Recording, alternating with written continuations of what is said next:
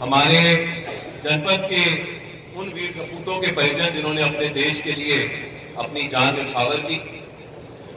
और सम्मानित मीडिया बंधुओं, ये मेरे लिए बहुत ही खुशी और गर्व की बात है कि आज ये जनपद में मेरा द्वितीय अवसर है कि मुझे आज स्वतंत्रता दिवस के दिन पर यहाँ पर झंडारोहण करने का अवसर प्राप्त हुआ। और मैं बहुत ही गर्व के साथ यह भी कह सकता हूँ कि पिछले एक साल में मैंने न सिर्फ इस जनपद में हर तरफ से हर क्षेत्र में विकास को होते हुए देखा, बल्कि सबसे जो महत्वपूर्ण है कि हमारे जितने भी यहाँ पर अधिकारीगण हैं,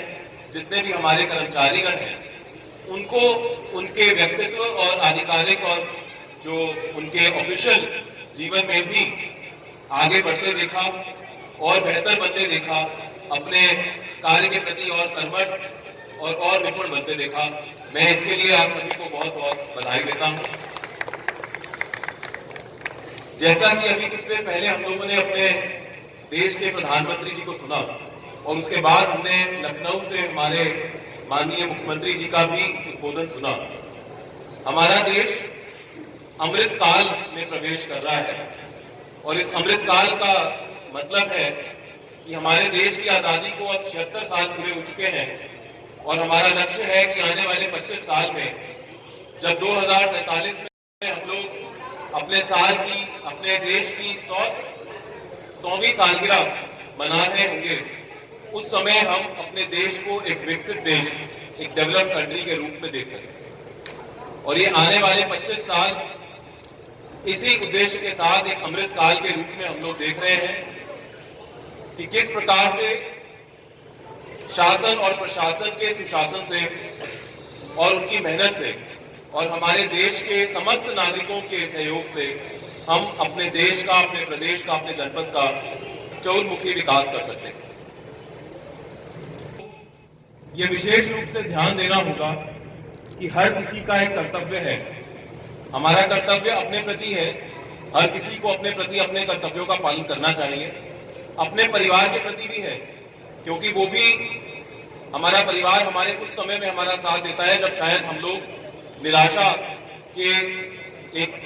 ऐसे समय में होते हैं जब और कोई हमारा साथ नहीं देता। लेकिन उसके साथ साथ हमें अपने इस समाज का, अपने प्रदेश का, देश का भी हित सोचते हुए काम करना है, क्योंकि अगर हमारे देश का विकास नहीं होगा तो हमारा विकास भी नहीं हो सकता है। क्या हमारे देश की आजादी कुछ व्यक्तियों की है, या जब 1947 में आजादी मिली तो कुछ व्यक्ति आजाद हुए? ऐसा नहीं है। अगर सिर्फ कुछ व्यक्ति अपनी आजादी के लिए लड़ते तो शायद हमारा देश आजाद नहीं हो पाता, और शायद उसके कारण हम लोग आज जिस प्रकार से पूरे विश्व में अपना एक स्थान बनाए हैं, अपने देश का नाम हमारा बना है पूरे विश्व में सबसे बड़े लोकतंत्र के रूप में, और जहां पे अन्य कई इकोनॉमीज हैं जो बहुत स्ट्रगल कर रही हैं, वहीं हमारा देश लगातार विकास की एक नई गाथा को लिखता चला आ रहा है। इसका जो योगदान है वो हमारे देश के स्वतंत्रता सेनानियों का है, जिन्होंने अपने लिए नहीं बल्कि पूरे देश के लिए आजादी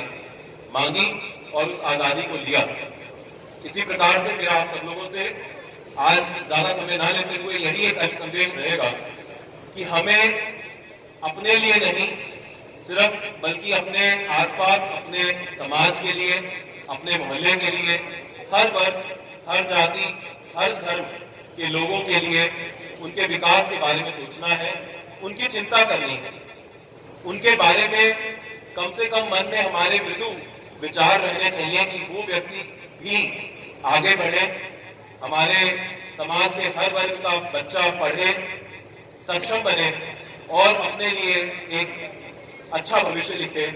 अगर हम इन्हीं राहों पर चलेंगे तो मुझे लगता है आने वाले समय में हम अपने परिवारों को ही नहीं, अपने देश को सम्मानित करेंगे, उसका नाम रोशन करेंगे। इसी के साथ एक बार पुनः आजादी के अमृत महोत्सव पर आज मेरी माटी मेरा देश अभियान के तहत मैं हमारे देश के उन समस्त वीर सपूतों को भी नमन करता हूं, उनको श्रद्धांजलि अर्पित करता हूं, जिन्होंने न सिर्फ आजादी के लिए बल्कि आजादी को बनाए रखने के लिए भी हमारे देश की सीमाओं में, देश की सीमाओं पर अपने प्राणों को न्यौछावर किया,